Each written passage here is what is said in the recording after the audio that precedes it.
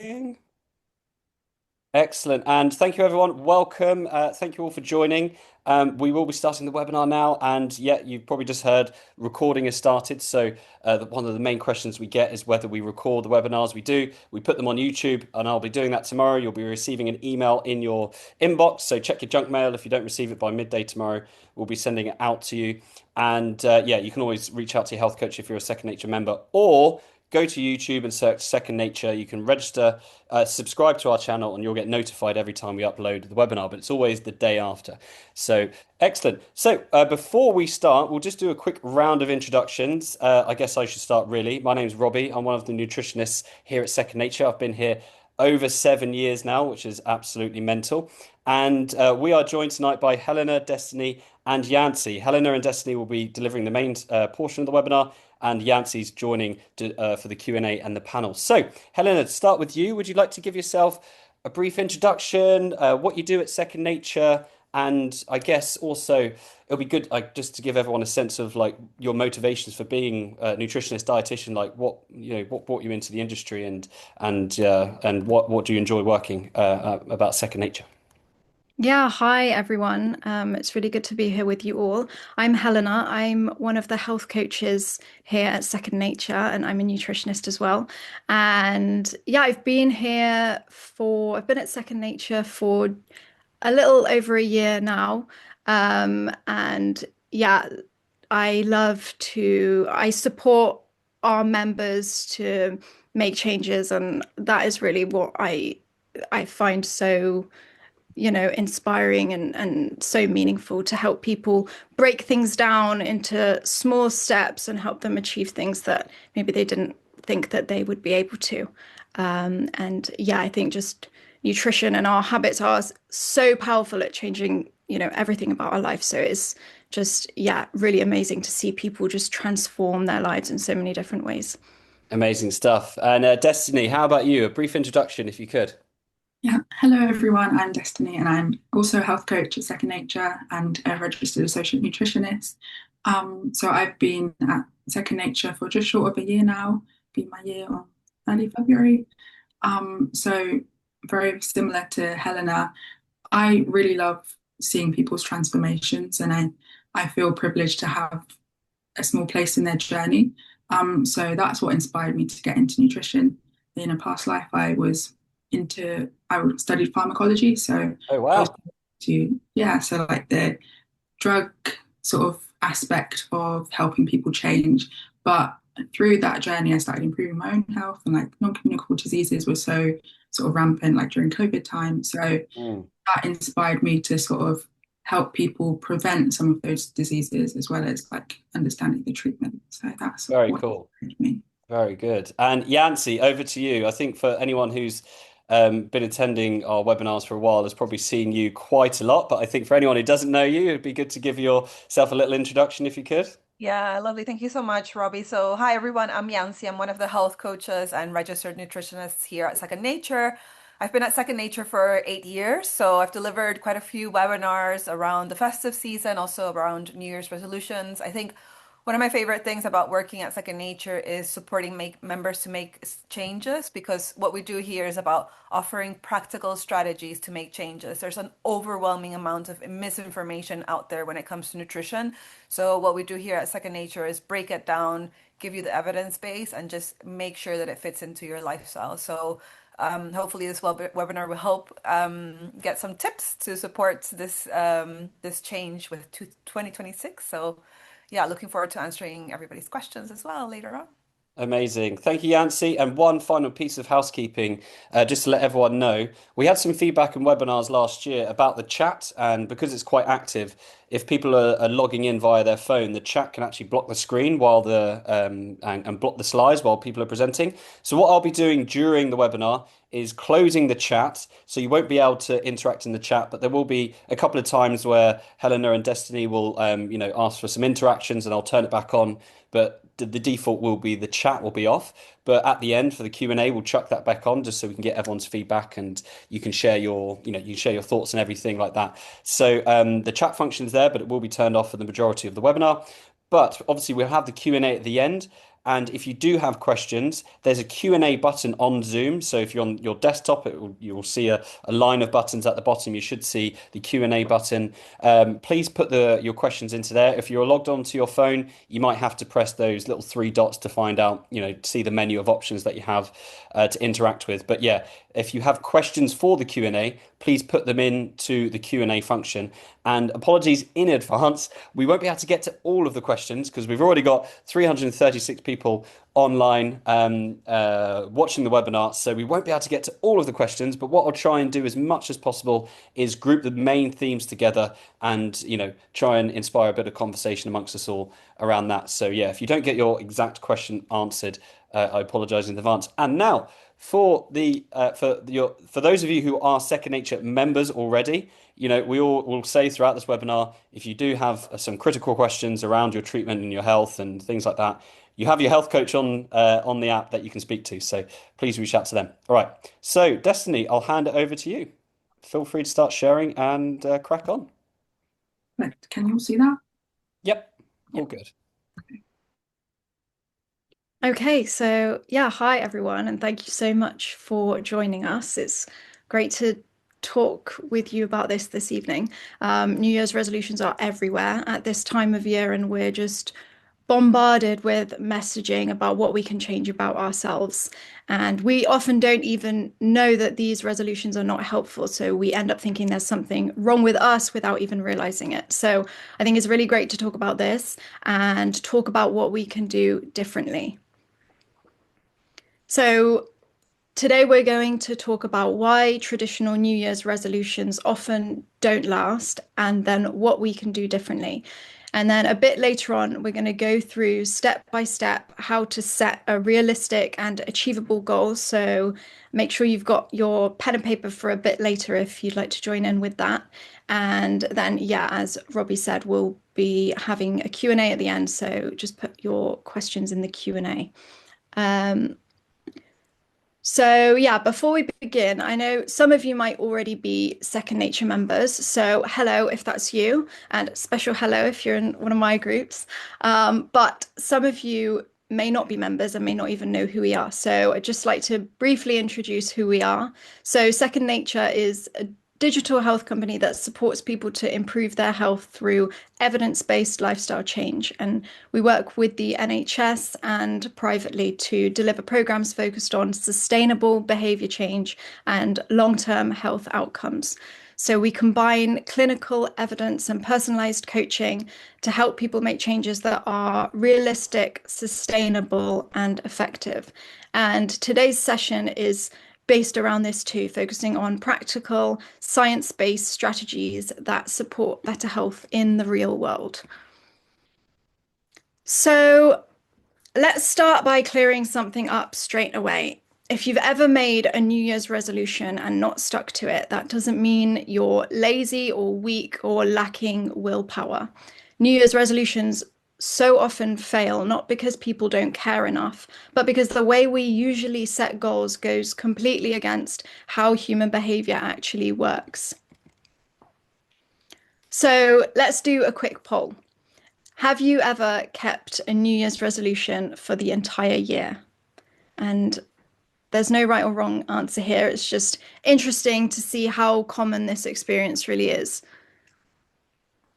So I'll give you a few moments to put your answers in. There we go. Okay, big numbers coming through. Nearly everyone's over half now. It's looking like around 50% no, around 10% yes, and interestingly, around 38%, around 40% of people saying they've never actually set them, which is interesting. Yeah, interesting. Yeah. Well, Just hopefully today you will be able to come away with one that you can set and keep to. Yeah, interesting. Sorry, just looking at the results. Yeah, it's similar to what we found in this YouGov poll, which showed that last year 2/3 of Brits who made a New Year's resolution didn't keep it through the year. And importantly, these are people who wanted to change. They cared enough to set a goal in the first place. So again, this is not about motivation or discipline. It's about how we set up the actual resolutions themselves.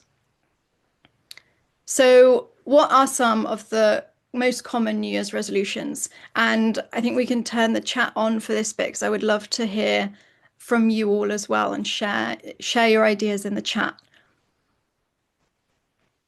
But they're often about health. Things like eat healthier, exercise more, sleep better, reduce stress. Yeah, I can see them coming through. Lose weight. Yeah, stop drinking alcohol. Yeah, reduce stress, exercise more. Yeah, absolutely. And these are often really sensible goals. They line up perfectly with long-term health. So the problem isn't what people are trying to change, it's how they're trying to change it. Yeah, loads of great ones and really common ones coming through. I think they match up really well with what we found as well. So yeah. Okay, so yeah, there are three big reasons that traditional New Year's resolutions tend to fail. So first, the goals themselves. They might be unrealistic or overly restrictive or vague goals. Then we have the January motivation paradox, or relying on motivation, which naturally rises and falls. And finally, we have all or nothing thinking. So let's break each of these down because I'm sure many of us will recognize ourselves in at least one. So the first issue is often the goals themselves. They're often unrealistic, restrictive, or vague. So some examples of these might be trying to overhaul our entire lifestyle overnight. So new meals, new exercise routine, new sleep schedule all at once. Or it could be overambitious fitness plans, like going from 0 to exercising 6 days a week, or extreme diets. So I'm going to cut out all snacks or all sugar or all carbohydrates. Or we choose goals that don't actually suit us. For example, setting a goal to go to the gym 3 times a week because that's what we think our idea of a healthy person does, even though you hate going to the gym. So if a habit doesn't fit your preferences, your schedule, or your personality, it's very unlikely to stick no matter how good it sounds on paper. And then we have vague goals.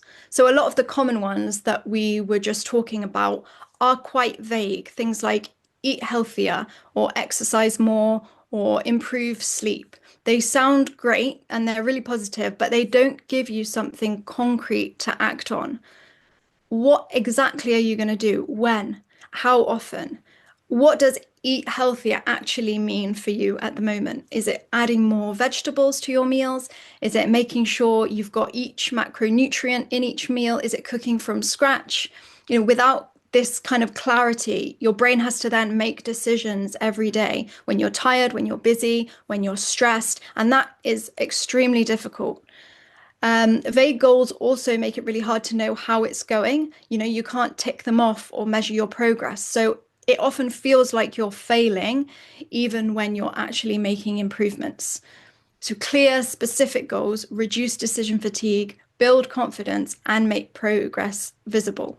So there's this psychological concept called self-efficacy, which means my belief in my ability to achieve my goals. So these overambitious, unrealistic goals really damage our self-efficacy, which leads to this negative cycle, making us less and less likely to be able to make changes.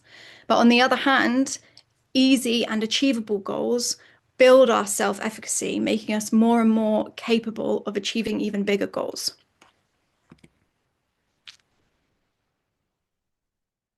So then there's what's known as the January motivation paradox. So January feels like the perfect time for a fresh start. There's this psychological phenomenon called the fresh start effect, where people feel newly motivated to pursue goals following temporal landmarks. So things like the new year or a birthday or the start of the month or a Monday. And we see these as mental clean slates where we can step into being a new person. So motivation is high and expectations are really big.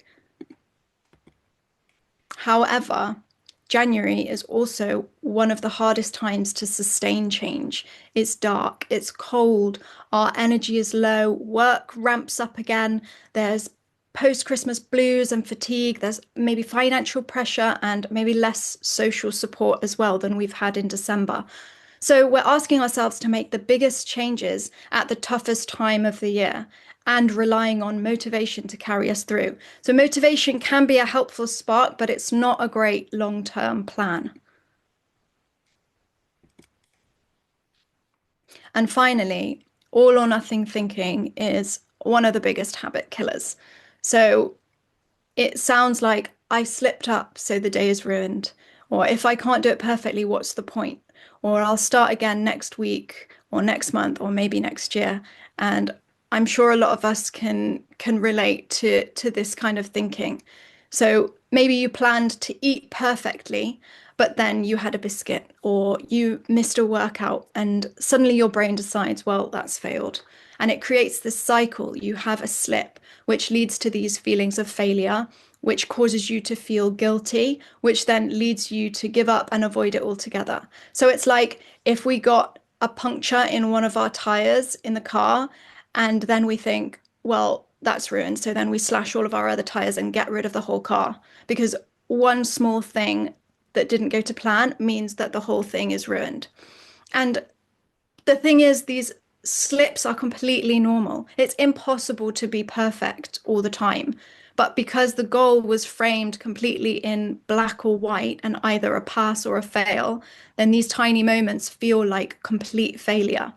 Whereas sustainable behavior change actually requires room for imperfection because it is inevitable. So we've seen why New Year's resolutions often don't work. So now Destinee is going to take us through what does work instead, a much more realistic and sustainable approach that fits real life. Thank you, Helena. So New Year, New Me is something that we hear over and over at this time of year. So what we're focusing on here is not to reinvent yourself into a completely different person overnight. Instead, we're going to talk about some small lifestyle changes that feel manageable, balance, not restriction, habits that fit into your real life and your values, and then a new perspective that is kinder, more realistic, and actually doable long term. So we've already discussed some of the downfalls of the traditional resolutions. They're often outcome focused, extreme, unrealistic, unsustainable, and due to these reasons, they often don't stick for a very long time. So we suggest a different approach.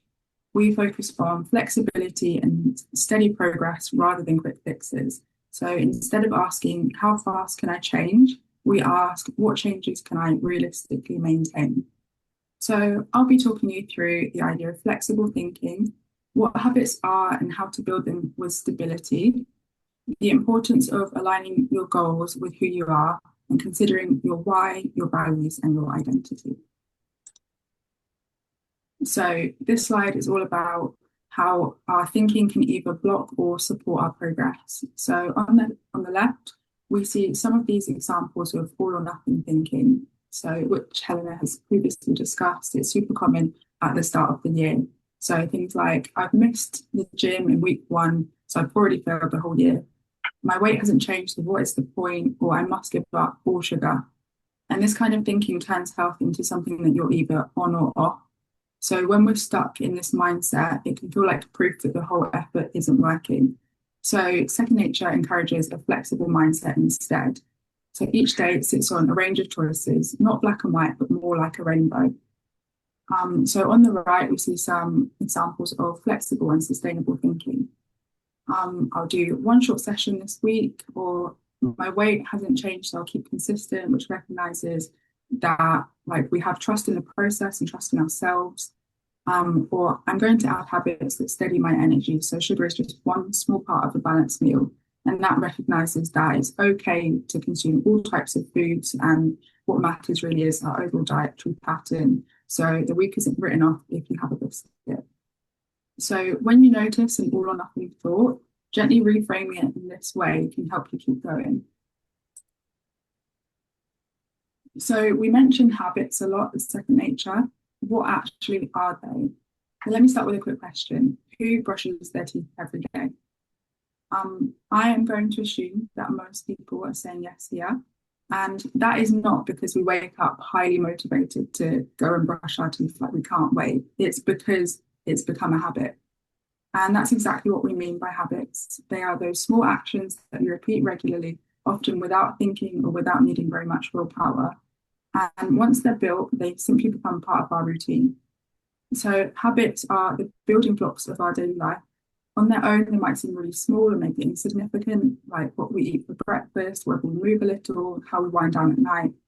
But when those actions are repeated day after day, they shape our health, our identity, and our long-term results. So this is why it's so important to take a look at the habits that we might have picked up subconsciously and that aren't supporting us, and then gradually build in healthier ones.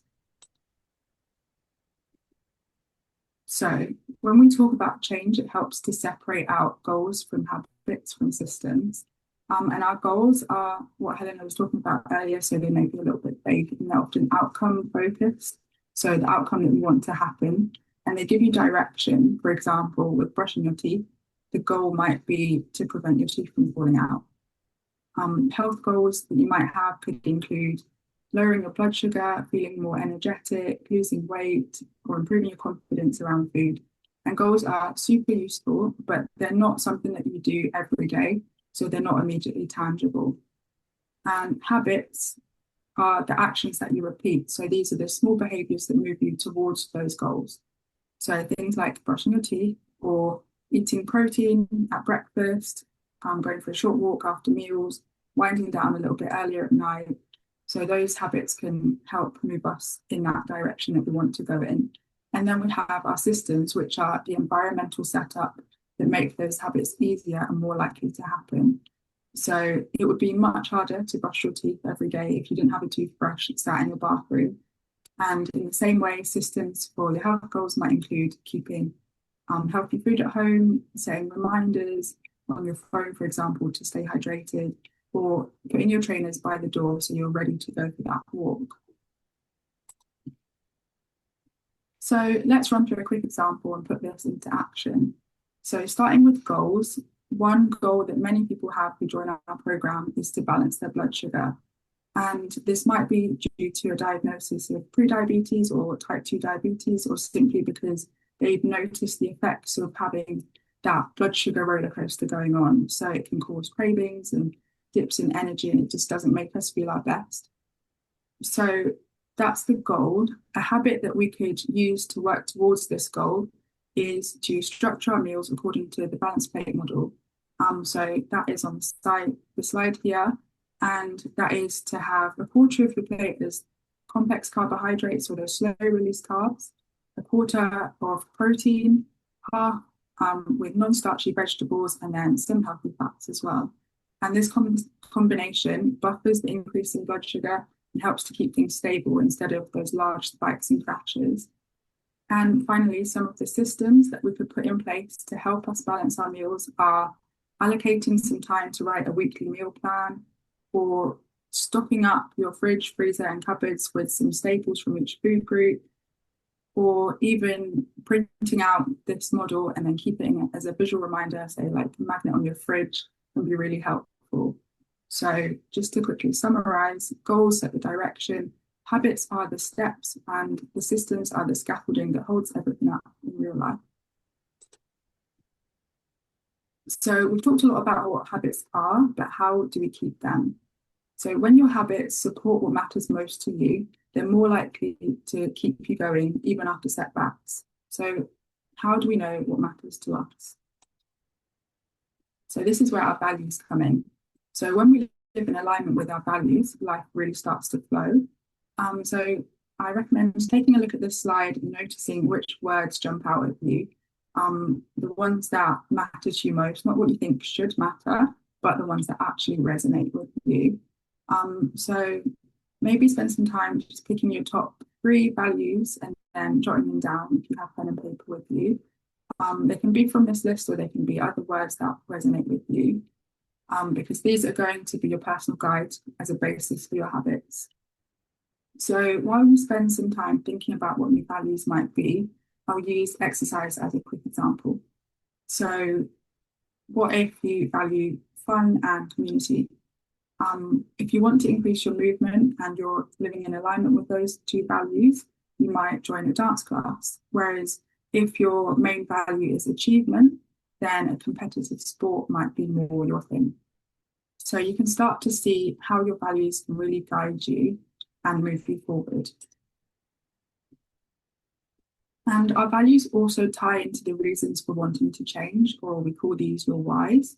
And your whys are the deeper reason that sits beneath behavior change. So many people start out with external or short-term motivators, things like wanting to look at a wedding or avoiding embarrassment, feeling pressure from others or from society even, or feeling like you just have to change. And these extrinsic whys aren't wrong. In fact, they can really help get you kick-started. So for example, even January can be an external why because everyone else is doing it. So you think that this is a good motivator, and it can be. But what we see time and time again is that they rarely sustain change on their own. So the whys that last are the intrinsic value-driven ones. So there's a few examples on the slide here, things like having the energy to play with your children or your grandchildren, staying independent as you age, feeling strong, capable, and confident in your body, or being present for your loved ones. And these values anchor us like roots. So when motivation dips, or if life gets busy, or if progress feels slow, these values and your whys remind you of why this matters. So this encourages you to stop asking, what should I do? But instead, what can I gain? And research across behavior change and psychology consistently shows that when people live closer in alignment with their core values and their sense of purpose, so these roots, they tend to be so much happier and much more likely to sustain meaningful lifestyle changes over the long term. So their habits stop feeling like a chore and something that we just have to do, and they start feeling more like self-care and self-respect. So have a think about what your whys might be. And our values also shape our identity, or who we see ourselves as. So this is all about the language that we use, which even quietly in our own heads has a powerful effect on how change actually feels. So we've got a few examples here of how we can change our language to shift our identity. So when we say things like, I'm on a diet, it often sounds temporary or punishing, or something like we just have to suffer through. So shifting this to, I'm building habits that support my health long term, reminds us that this is about everyday life. It's not just a quick fix. Or I can't eat that can feel really restrictive, like someone else is in charge. So reframing that as, I'm eating what helps me feel my best. It puts the focus back on choice and self-care. And I'm trying to be good can make food choices sound like a moral issue, but food doesn't have any morality. So saying I focus on what's aligned with my goals and values, it helps keep decisions grounded in what matters most to you, not whether you've been good or bad. And this is a really handy one to think about. So we often say that in social settings where there's like that pressure to eat what everyone else is eating. So bringing yourself back to that alignment can be really helpful. And at Second Nature, we believe that identity drives our behaviour. So these subtle shifts in our language can support the idea that you're not becoming a different person, but you're growing and evolving into a healthier version of who you already are. So now with Helena's support, let's put this all into practice with some effective goal setting strategies. Yeah, thanks, Destiny.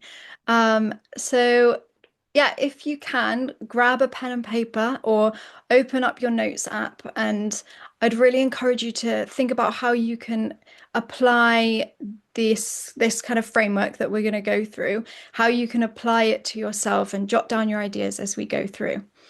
So at Second Nature, we focus on five health foundations: nutrition, movement, sleep, stress, and mindset. And these are the areas of habits that have a big impact on our health.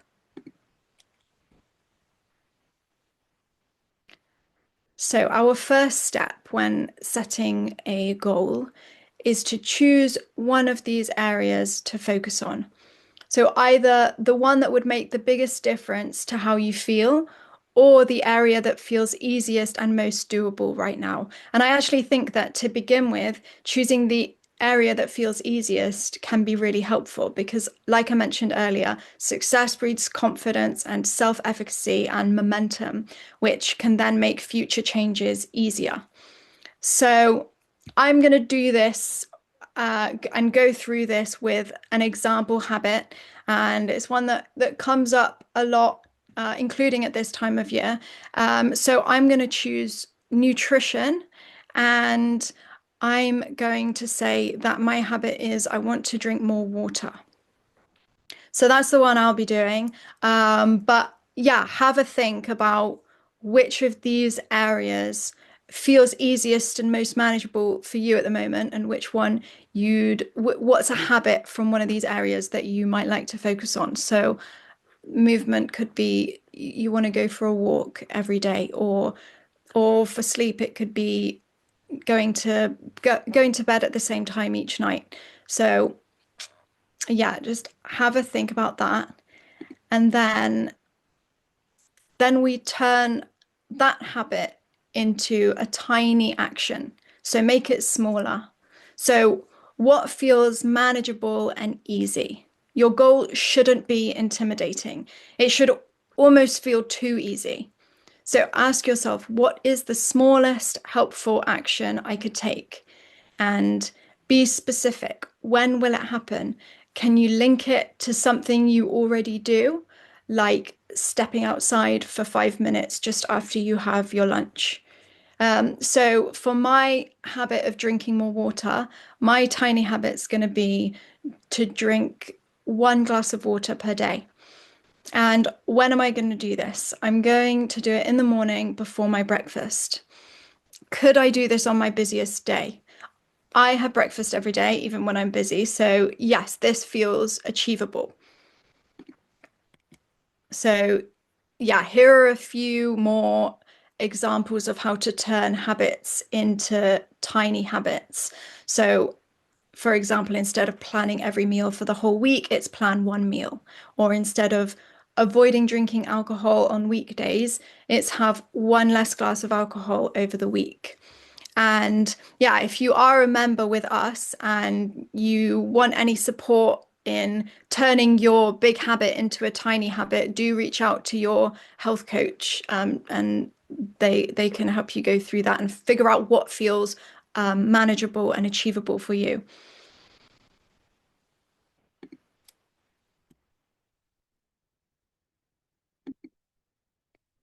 So next, we're going to make the habit easier by reducing friction.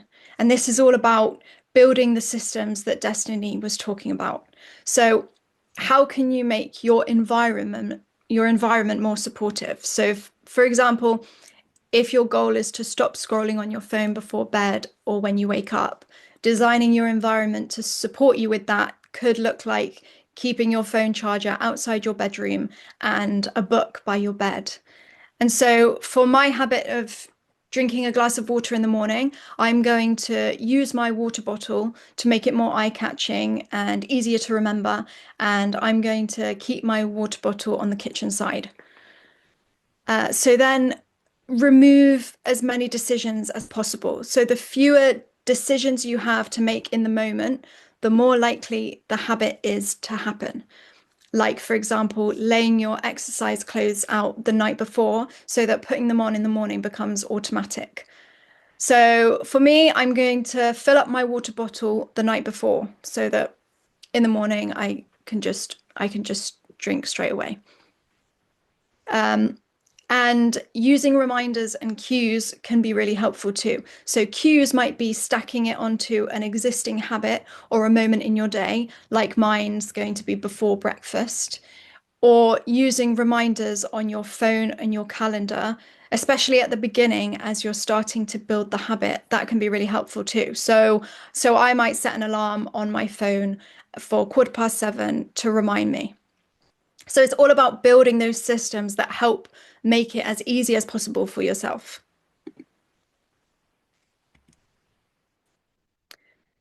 So yeah. So tracking can be helpful if it is gentle. So you might track through journaling. Our app has habit tracking features, or you could make your own habit tracker or your own calendar. So this is not about being good or bad or feeling guilty if we haven't done it, but it can help us see what we can tweak to make it easier for ourselves. So if one day we managed to do the habit, what made it easier? And if we didn't, what was it that got in the way? And what can I tweak in my environment or my routine to support myself and make it easier? So for my example, maybe this morning I didn't do it. And that might have been because it's cold. And when it's cold, drinking cold water in the morning just isn't appealing. So maybe my alarm went off and I just dismissed it because I just really didn't feel like drinking cold water. So then what can I tweak to make it more appealing and easier for myself? So maybe instead of cold water, I can try a hot herbal tea instead. So I'll try that tomorrow, and then to design my environment to support me, I will keep my mug and my tea bag ready and have it done the night before so it's there on the side. And to remove even more decisions, maybe I will fill up my kettle the night before. So when I get in the kitchen in the morning, I can just turn the kettle on and it's ready to go. So maybe that will help me to to make the habit easier to stick to and make it more appealing. So yeah, just have a think about how what you can do in your environment to help support you make your habit easier and more appealing. And yeah, so this is how we make tracking supportive and useful rather than stressful or to make us feel guilty. So yeah, I think maybe we can turn the chat back on, and I would love to hear some examples of the habits, the small habits that you've come up with that you're going to focus on.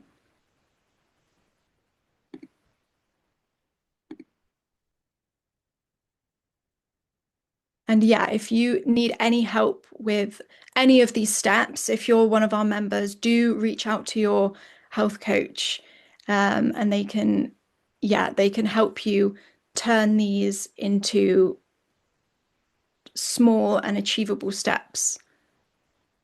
Yeah, some really great focuses that people have chosen.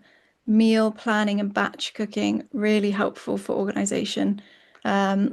Walking, brilliant. Having a healthy breakfast every day, I think that's a really great one, really sets you up for the day. Increasing movement. Yeah, these are all really great focuses. Yeah, loads of really great ones. And yeah, you can always track and tweak as you go, just with the aim to just make it easier and more appealing. So yeah, to summarize, it's one tiny habit repeated consistently. It's specific, so you know exactly what you're doing. It's scheduled, so it has a place in your day. It fits your lifestyle, not an idealized version of you, but your real life. And then you reduce friction by designing your environment to support you. And then you track and tweak, not to judge yourself, but to learn what helps and what gets in the way. And this all adds up to sustainable progress that actually lasts. And I think that the point about tracking gently is so important, and it can be a big mindset shift. So tracking the habits themselves rather than purely focusing on the outcomes or things like weight. It's so easy to just use the scales as a method of tracking and then feel bad when we see the fluctuations. So Destiny's now going to chat a bit more about this and give us a bit of a different perspective to end on. Thank you. So yeah, on that note, one more really important concept that I want to touch on is your best weight. And this isn't an arbitrary number from a chart or a point where you suddenly become good enough, but it's the weight that your body naturally settles at when you're living in a way that feels healthy, sustainable, and enjoyable, not constantly battling yourself. So a lot of us have been told when you reach X weight or when you lose 3 stone, for example, then you'll be healthy. Whether that's from the media or healthcare professionals, even, or just focusing solely on BMI. But actually, it works the other way around. So it's actually the accumulation of consistent health supporting habits that improves your health. And your weight then shifts towards your best weight as a result. So that might mean moving up if you're underweight and been under fueling, or it could be down if you have excess fat stored. But the focus is on your behaviors and your well-being, not chasing a single number. So visceral fat, which is the fat around our organs, can affect metabolic health, and that is a fact. And it is completely okay to want to lose weight, but just focusing on BMI alone is a very blunt tool, and it doesn't capture the whole picture of your health or your life. So that is why we focus on habits over hard targets. So supportive behaviors like balanced meals or moving your body, sleeping well, managing stress can improve your health at any size. And that counts even if you never reach a normal BMI. We're not meant to be all the same size or the same person. So that is really important to consider when you think about your weight as well. So rather than pinning everything on a number, it can be more helpful to focus on what you're gaining in terms of your quality of life. Do you have more energy? Do you feel better? Is your mood improved? Do you have less food stress? Are you feeling stronger and more capable? So weight change often happens as a byproduct, but these non-scale gains are the real win. So remember that you are so much more than the number on the scales. And the weight that you naturally settle at when you're feeling and functioning at your best may just be the best weight for you. So that brings us towards the end of this webinar. And I appreciate that we've covered a lot of concepts here. So here are just a few key takeaways from the session. So you don't need to overhaul your life just because it's January. I hope that has been made very clear now. And instead focus on flexible, manageable habits supported by systems that make life easier. Stay rooted in your personal why to steady you. And importantly, tiny steps add up to big changes. So rather than doing too much at once and then fizzling out, build up gradually, switch the order around there. Motivation isn't the first step. It often follows consistency, which is built on momentum, which starts with one small step. So that brings us to the end of this webinar. And thank you all so much for listening up until this point. It's been amazing to co-host the first webinar of the year. So thank you for that and for your engagement with all of these concepts so far. I'm going to hand back to Robbie, who will guide us through the Q&A, and then the rest of us will be here to answer your questions. Amazing. Thank you, Destinee. Feel free to stop sharing your screen so everyone can kind of see our faces together. First of all, Destinee, like kudos to you for doing that with a croaky voice after feeling sick. Really amazing job. Well done. And Helena as well, your first webinar, and Destinee, your first webinar. So for everyone who's here, we've got nearly 400 people. This was Helena and Destinee's first webinar. I thought you both did absolutely brilliantly. Destinee, particularly with your recovering from a cold. So well done. It was absolutely brilliant. And okay, we have had some questions through. So for everyone, the chat is now open. Feel free to leave your feedback in the chat, your favorite things about it, whatever you liked, things like that, what you would like us to do more of in the future. That'd be brilliant. Use the chat function for that, please. That'd be great. For the Q&A, please send your questions through to the Q&A section. There should be a button on your screen somewhere. Now, there's already been a few questions that are coming through, and I think there's some really good ones. And Erica sent through a question around cravings after the festive season. I can imagine, after the festive season, there's always food around, right? And I suppose we're always reaching out. There's always something available. Talking about those systems, that environment, we're used to spending basically 2 weeks where there's often chocolate, crisp, snack, leftovers. The abundance of food in our environment is always around, and you can imagine the brain after that going back to trying to go back to some form of normality would be really challenging. So, I guess because Destinee, Helena, you've just spent 40 minutes talking, I'm going to aim this one at Yancey to start with. Yancey, like you've been coaching people on the Second Age program for 8 years. Is this something you see, like this first few weeks of January being particularly challenging? And how do you generally support people in this situation? Yeah, no, definitely, Robbie. I think it's something that's very common. So it happens to a lot of people. So you're definitely not alone in experiencing that, Erica. So I think it happens because it's like there's a lack of routine, right? We've been eating a lot of like richer foods, but it can also sometimes happen because we're eating richer foods, we try to restrict that, right? And then we go into that kind of like cravings. I think one of the best things that you can do when it comes to cravings is to really try to get an understanding of them. Sometimes people are like, I just want them to get over and done with. I want them to stop. So I would say, in the first instance, get curious about them.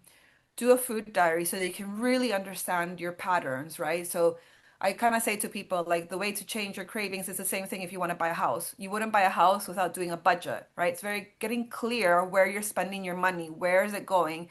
And I think sometimes people are hesitant in doing a food diary because it gives you the truth of where it is. But it's excellent because then you'll know maybe that craving is because of hunger. Maybe that craving is because there's a big gap in between meals. Maybe that craving is because stress and tiredness. But you won't know until you understand that. So that's why instead of me saying like go and do this and eat this, it's just not going to be helpful. So do a food diary for at least a week. If you have a health coach, do it in the Second Nature app and they can help you review it to really understand those patterns and see where you have to make those tweaks. Because it doesn't mean that you don't have to respond. You can still respond to those cravings with having those indulgences, but it's understanding what else is going on. So it's not we're not coming at it from a restriction. It's like befriending the craving instead of saying like stop it. Really good advice there, Yancy. And in terms of the food diary, because I think it is, like you said, it's a great feedback tool, right? And it's a way of just, I guess, looking yourself in the mirror in a way and just like coming face to face with reality. And that can be really challenging, I can imagine, from a psychological perspective. So, do you have any advice for people who may find, recording a food diary a bit daunting? Like, what would be the first step to Yeah. helping get over that and just shifting that mindset to, curiosity over judgment?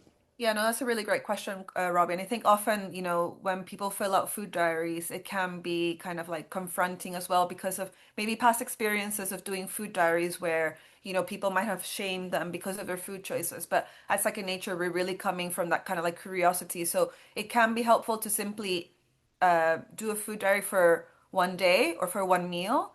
If you don't want to write it down, you can also just take a picture. Just take a picture on your phone, and then that's it. And you don't have to do anything with it. So it's just to kind of like take small bits, small steps in order to gain that confidence of like, okay, this is what's actually happening. And then, let your health coach know, and hopefully you will have had a good relationship with them when they're going to approach it with curiosity. And they can also show you how to start doing that. But I would say, like, instead of doing maybe a 7 day one, you might start with one meal just to understand, okay, what's going on, or even thinking about, okay, today I really want to pay attention to my food choices. Mm. Just a small step. That makes sense. That makes sense. Thank you, Yancy. Destinee, Helena, do you have anything to add on top of that? Yeah, I was going to say it's similar to the track and tweak. Like it's not about pass or a fail or like good work or bad work. It's not that at all. It's a tool to help you. So yeah, like Yancy was saying, coming at it with curiosity and what is influencing my habits and my behaviors and how can I make it easier for myself?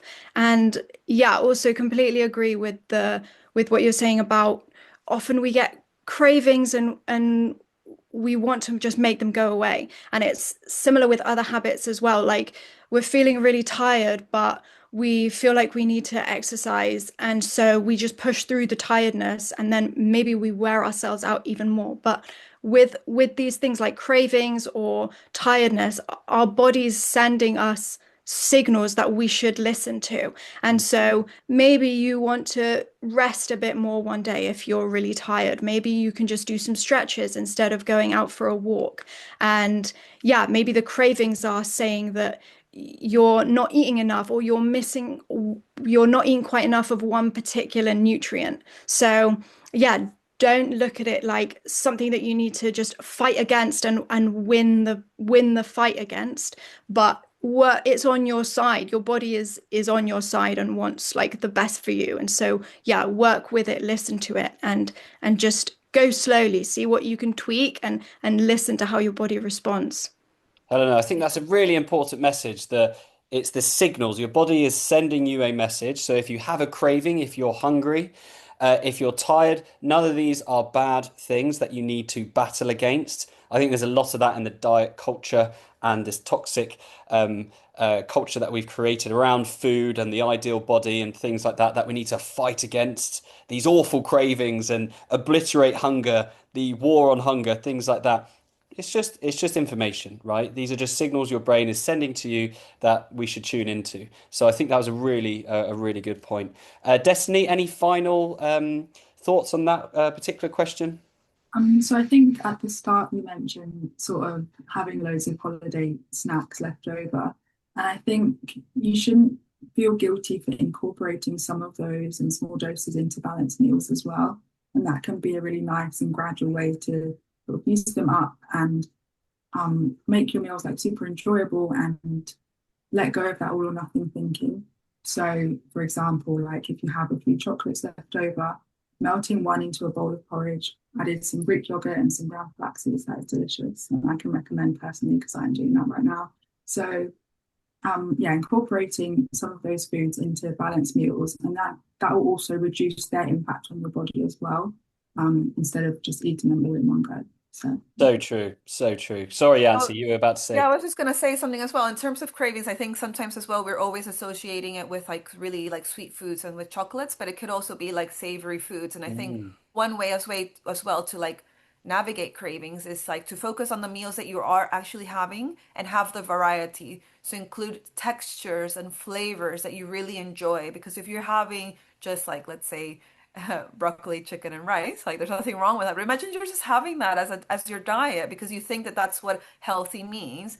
Then you are gonna naturally have cravings. So include those varieties. And when things start getting boring and you're like, oh my God, I'm craving something, then okay, maybe I can try a new recipe. Go to the app and find a new recipe. Go to the group. What are people doing when you have this, when you're experiencing? Get ideas from each other to see how everybody's navigating it as well. absolutely, absolutely. Thank you, Yancy. All amazing tips. That was absolutely brilliant. And another good question's come in around. Well, sorry, I think it's Saba. Apologies, I don't quite know how to pronounce your name. Hopefully, it's Saba. She's basically saying she lives with her elderly mum, so it sounds like she's a carer and who has her own way of eating, her own comfort food, her own mindset around food. And I think it's a good topic for everyone, really, because there's probably a lot of people on the webinar and on Second Nature who, they're going through their personal journey with their health to lose weight or improve their blood sugar, whatever it might be.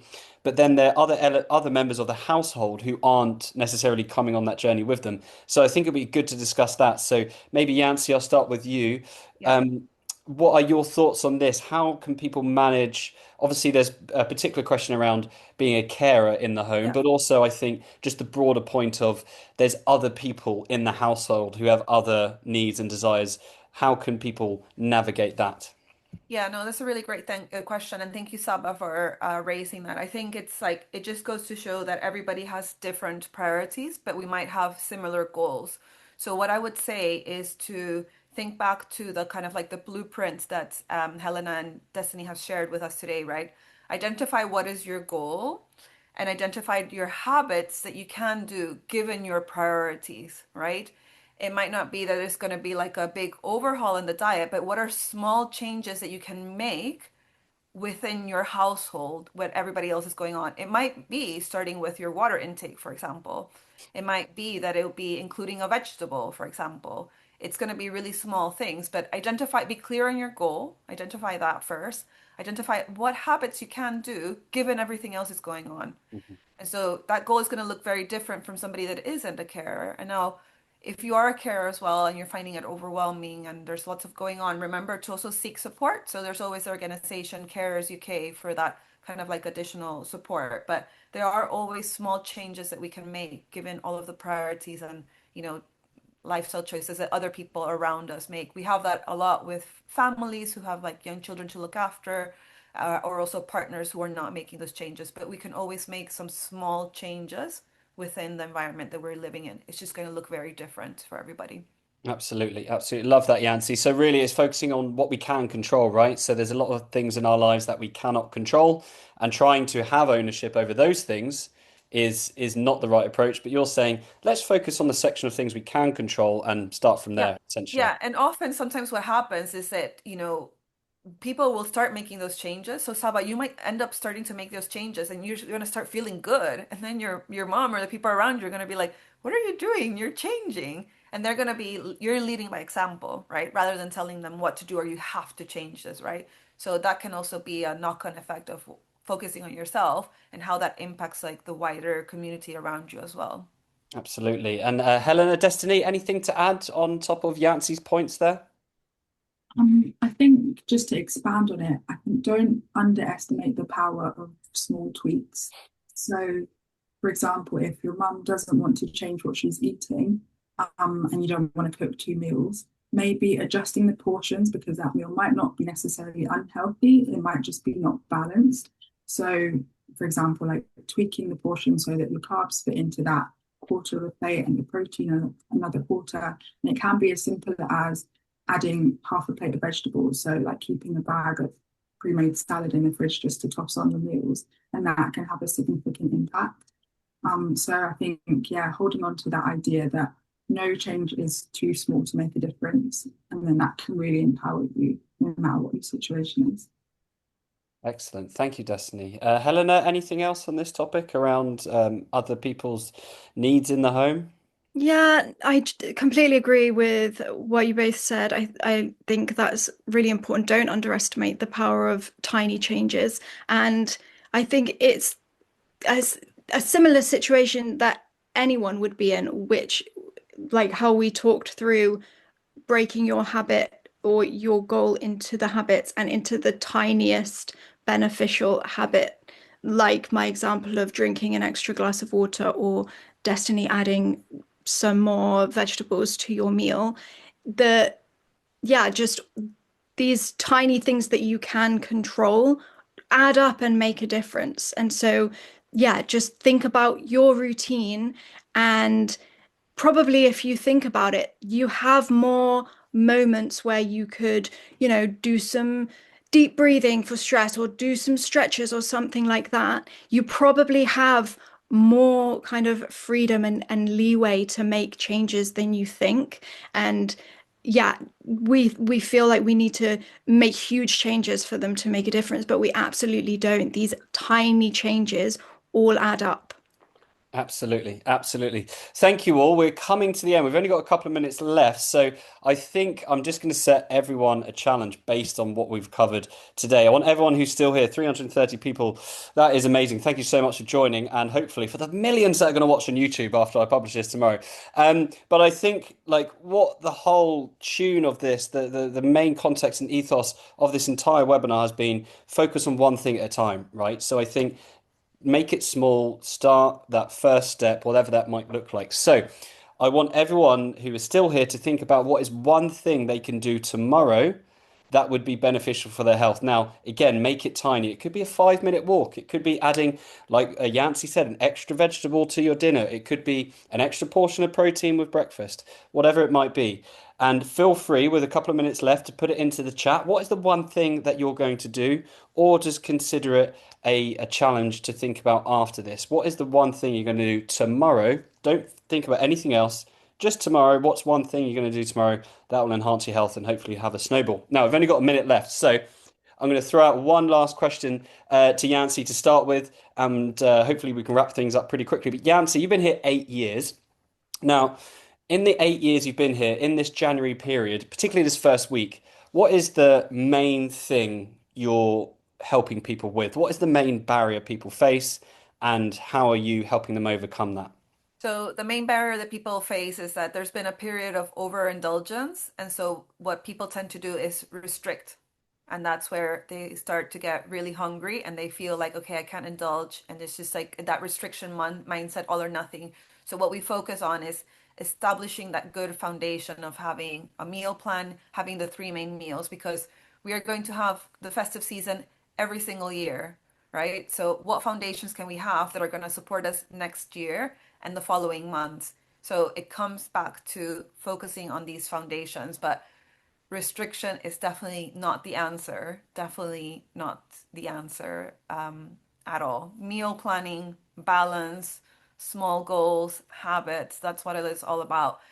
And as well, I think that there's also a little bit of shame of around that overindulgence. And that's when people kind of like, are maybe not engaging as much or just maybe not responding. And this is a good chance to sort of say, okay, I want things to be different for myself. So reach out Yeah. and we can support you to do things differently in a way that you can do it in a sustainable way. Absolutely. Thank you, Yancey. And I think that's a good final message for those of you who are here, who are on Second Nature. For those of you who aren't, well, you should join Second Nature. Why aren't you a Second Nature member? For those of you who are, please reach out to your health coach. They can give you personalized support. They're available in the one-to-one chat, in the group chat. There's also health coaches in all of the communities as well. So even if if you're with the NHS and you reach the end of the 9 month program, you still have access to nutritionists via those communities as well. Right, so we're 1 minute over time. I think that's a good time to finish up. Destinee, Helena, amazing job. Thank you so much. That was such a great webinar. And I mean, we've had such amazing feedback in the chat. I think everyone's really appreciated it. And it sounds like there's loads of awesome habits that are going to be happening tomorrow. Probably some squats whilst we're making a cup of tea, I'd imagine. So it's all good. Thank you. And Yancey, as always, thank you so much for Thank joining. you so much. And oh, yeah, one final reminder. Yes, the recording is, we'll be sending that tomorrow. I will send it in an email with a summary of the key points and the link to the YouTube, so everyone will have access to this. So don't worry, you can recap and watch this at a later time. All right, team, I think that's it. And yeah, see you all again soon. Thank Cheers. you. Thank you so Bye. much, everyone. Bye.